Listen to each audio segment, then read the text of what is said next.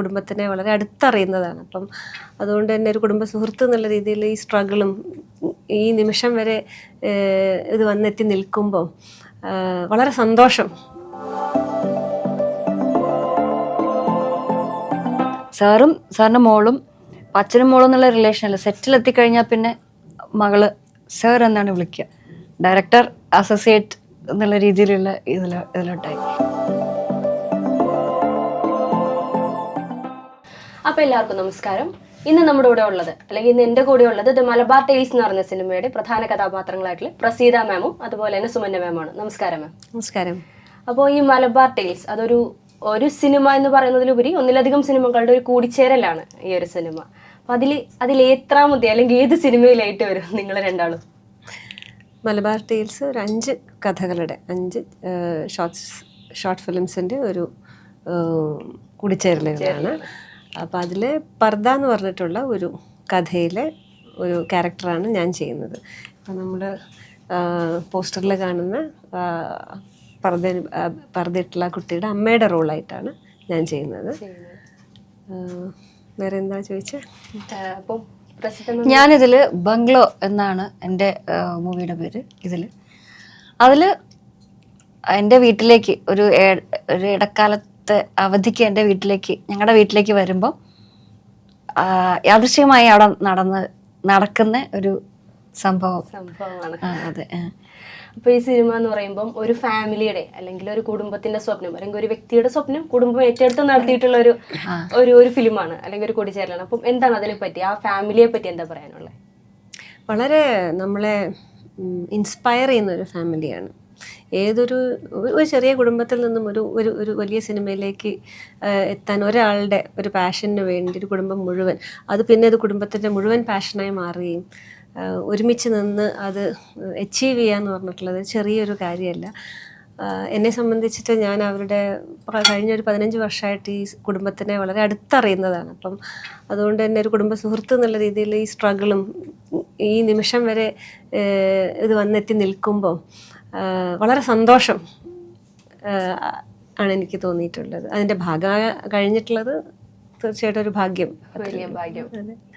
അപ്പോൾ ഈ ഒരു അച്ഛൻ അമ്മ, അല്ലെങ്കിൽ നമ്മൾ കണ്ടിട്ടുണ്ട് പല സിനിമയിലും ഒന്നെങ്കിൽ അമ്മയും മകനും അല്ലെങ്കിൽ അച്ഛനും മകളും അങ്ങനെ രണ്ടുപേരൊക്കെ വെച്ചിട്ട് കൊണ്ടുപോരാറെങ്കിലും ഒരു ഫാമിലി മൊത്തത്തിൽ വരിക എന്ന് പറയുന്നത് ഒരു റയർ ആയിട്ടുള്ള ഒരു സംഭവം തന്നെയാണ് ശരിക്കും പറഞ്ഞു കഴിഞ്ഞാൽ. പിന്നെ അപ്പോൾ ഈ ഒരു ഇങ്ങനെ ഒരു ടോപ്പിക് അല്ലെങ്കിൽ ഒരു 5 സിനിമകൾ ഒരുമിച്ച് ചേർത്തൊരു സിനിമ എടുക്കാനുള്ള ഒരു കാരണം അങ്ങനെ എന്തെങ്കിലും ചോദിച്ചിട്ടുണ്ടോ? ഇങ്ങനെ സാറിന്റെ കയ്യിൽ 5 നല്ല കഥകളും ഉണ്ടായിരുന്നു, അത് സാർ അങ്ങനെ മൂവിയാക്കിയതാണ്. സാറിന്റെ മോളും അച്ഛനും മോളും എന്നുള്ള റിലേഷൻ അല്ല, സെറ്റിലെത്തിക്കഴിഞ്ഞാൽ പിന്നെ മകള് സാർ എന്നാണ് വിളിക്കുക. ഡയറക്ടർ, അസോസിയേറ്റ് എന്നുള്ള രീതിയിലുള്ള ഇതിലോട്ടായി. എല്ലാ സപ്പോർട്ടിനും അമ്മയുണ്ടാവും. അമ്മ കോഴിക്കോട്ടെ one of the famous chemistry ട്യൂട്ടറാണ്. നീറ്റ് എക്സാമിനുള്ളതും അല്ലാതെ +2 +1 സ്പെഷ്യൽ കോച്ചിങ്ങിനുള്ള എല്ലാവരും കാലിക്കറ്റിലെ one of the famous chemistry. എത്രയോ കുട്ടികളെ കരിയർ ഗൈഡ് ചെയ്ത് കൊടുക്കുന്ന ഒരു വളരെ വെൽ എഡ്യൂക്കേറ്റഡ് സ്കോളർലി ആയിട്ടുള്ള അമ്മയാണ്. അവരുടെ ട്യൂഷൻ ക്ലാസ്സിലെ ഒരു കുട്ടി ഒരു നല്ല ക്യാരക്ടർ ബംഗ്ലാവിൽ ചെയ്യുന്നുണ്ട്. CBSE അവിടെ കലാതിലൊക്കെ ആവുന്ന നല്ലൊരു ഡാൻസറും കൂടെ ആയിട്ടുള്ള ഒരു കുട്ടി ഞങ്ങളൊരു നല്ല ക്യാരക്ടർ ചെയ്യുന്നുണ്ട്. കോഴിക്കോടുള്ള ഒട്ടുമിക്ക ആർട്ടിസ്റ്റും അതിലുണ്ട്. അപ്പം രണ്ടുപേരും 2 പാർട്ടി എന്നുള്ളതാണ്. എന്തെങ്കിലും കണക്ഷൻ ഉണ്ടോ ഈ സിനിമകൾ തമ്മിൽ? ഇന്റർ കണക്ട് ആയിട്ടുള്ള എന്തെങ്കിലും ഒരു ഫാക്ടർ? ഇല്ല, ഒന്നുമില്ല. 5 തരത്തിലാണ്. പക്ഷെ എല്ലാം നമ്മുടെ ലൈഫിൽ നമുക്ക് റിലേറ്റബിൾ ആണ്. എല്ലാവരുടെയും ലൈഫിൽ റിലേറ്റബിൾ ആണ്. എപ്പോഴെങ്കിലും നമ്മുടെ മനസ്സിൽ അങ്ങനത്തെ ഒരു കോൺഫ്ലിക്റ്റ് ഉണ്ടായിട്ടുണ്ടാവും. അല്ലെങ്കിൽ ചിലപ്പോൾ നമുക്ക് അത് കണ്ടു കഴിഞ്ഞാൽ ഇങ്ങനെയല്ലേ നമ്മുടെ നാട്ടിലെ അവസ്ഥ എന്ന് അങ്ങനെയും ചിന്തിക്കാം. നമ്മളെ ചിന്തിപ്പിക്കുന്ന, നമ്മളെ അതിലെ കഥാപാത്രങ്ങളുമായിട്ട് നമ്മളെ കണക്ട് ചെയ്യുന്ന എന്തൊക്കെയോ കഥകളിലുണ്ട്. ഒപ്പടായിട്ട് പറയാൻ പറ്റില്ലല്ലോ. നമ്മൾ ഫസ്റ്റ് ടൈം കാണുമ്പോഴും അതെ നമുക്ക് ഹാർട്ട് ബീറ്റിംഗ് ഇങ്ങനെ ഇതന്നെയല്ലേ നമ്മൾ അങ്ങനെ ചെയ്യുന്ന. എസ്പെഷ്യലി ആ ബ്രേക്കപ്പിലൊക്കെ കോൺഫ്ലിക്ട്സ് ഒക്കെ വളരെ ഭംഗിയിട്ട് ചെയ്തിട്ടുണ്ട്. സാധാരണ കഥകളാണ്, സാധാരണ കുടുംബങ്ങളിലെ സാധാരണ കഥകളാണ്. നമ്മളെ സമൂഹത്തിൽ കാണുന്ന കുറേ കാര്യങ്ങൾ അതിൽ പ്രതിപാദിച്ചു പോകുന്നു. ഒരുപക്ഷെ നമ്മളെ ചിന്തിപ്പിക്കാൻ ഈ കഥകൾ പ്രേരിപ്പിച്ചേക്കാം. ഇങ്ങനെ ഒരു മൂവി ആയതുകൊണ്ട് ഇന്നൊരു കാറ്റഗറി അല്ലെങ്കിൽ ഇന്നൊരു ഏജ് ഗ്രൂപ്പിന് എന്ന് പറഞ്ഞില്ല, എല്ലാവർക്കും ഒരുപോലെ നമുക്ക് ചെല്ലുന്നത്. കുട്ടികൾക്കും പറ്റും, ബിക്കോസ് കോമഡി കുറേ ഉണ്ട്, വലിയവർക്ക് ചിന്തിക്കാൻ പറ്റും, എല്ലാ തരത്തിലും ഒരു മിക്സഡ് ആയിട്ടുള്ള. അപ്പൊ എങ്ങനെയാണ് നിങ്ങൾ രണ്ടുപേരും ഈ ഒരു ഫിലിമിലേക്ക് എത്തിയത്? എന്നെ സംബന്ധിച്ചിടത്തോളം ഞാൻ പറഞ്ഞല്ലോ, ഒരു കുടുംബ സുഹൃത്തായിരുന്നു എന്നുള്ള രീതിയിൽ ഇതിൻ്റെ ഭാഗമായിട്ട് പലപ്പോഴായിട്ട് ചർച്ചകളിൽ ഉണ്ടായിരുന്നു. അപ്പം ഈ ഒരു കഥാപാത്രം വന്നപ്പം എൻ്റെ അടുത്ത് വന്ന് ചെയ്യാൻ പറഞ്ഞു. അപ്പം എനിക്ക് ആദ്യം ധൈര്യം ഉണ്ടായിരുന്നില്ല, കാരണം ഞാൻ ക്യാമറയുടെ മുമ്പിൽ ആദ്യമായിട്ടാണ് ഒരു സിനിമ അല്ലെങ്കിൽ ഷോർട്ട് ഫിലിം. അന്ന് ഈ സിനിമ മലബാർ ടെയിൽസ് എന്ന രൂപം ഒന്നും ആയിട്ടുണ്ടായിരുന്നില്ല, ഒരു ഷോർട്ട് ഫിലിം എന്ന രീതിയിലായിരുന്നു അന്നത്തെ ഒരു രൂപരേഖ. അപ്പം ഒരു പ്രോജക്റ്റ് ചെയ്യുന്നു, ആ ഒരു പർദ്ദ എന്ന പ്രോജക്റ്റിലേക്കായിട്ടാണ് ഞാൻ കാസ്റ്റ് ചെയ്യപ്പെട്ടിരുന്നത്. ശ്രമിച്ചു നോക്കാം എന്ന രീതിയിൽ വന്നു, ചെയ്തു. പിന്നീട് അത് അടുത്ത ഫിലിമായി, പിന്നെ അതൊരു സിനിമ എന്ന രീതിയിലേക്ക് അത് വളർന്നു. യെസ് യെസ്, സന്തോഷം. എൻ്റെ കാര്യം, എനിക്ക് അഭിനയിക്കണം എന്നൊരു റിയലൈസേഷൻ ഉണ്ടായ പിന്നെയുള്ള സ്ട്രഗിൾസിൻ്റെ ഭാഗമായിട്ട് ഇങ്ങനെ നടന്നുകൊണ്ടിരിക്കുന്നത്. അതിൽ അപ്പോൾ ഇതിലൊരു എനിക്ക് തോന്നുന്നു ഞാനാണ് ഈ മൂവിയിൽ ലാസ്റ്റ് എൻട്രി, ഈ കുടുംബത്തിലേക്കുള്ള ലാസ്റ്റ് എൻട്രി എന്നുള്ളത്.